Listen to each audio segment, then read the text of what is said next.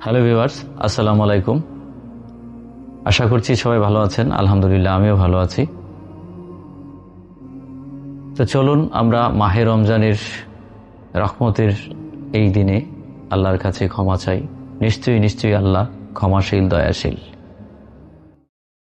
আমি পাপী গুনাহগার, হে পাক পরোয়ার। আমি পাপী গুনাহগার, হে পাক পরোয়ার। সমস্ত প্রশংসা মাওলা তোমার, ও সমস্ত প্রশংসা মাওলা তোমার, তোমার সমস্ত প্রশংসা মাওলা তোমার।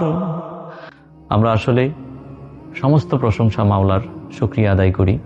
আমরা এত রিজিক পান করছি, আল্লাহর আলো বাতাস পান করছি, সমস্ত কিছুতেই আল্লাহর প্রশংসা এবং শুকরিয়া আদায় করি। ধন্যবাদ সকলকেই। ভালো থাকবেন। আল্লাহ হাফেজ।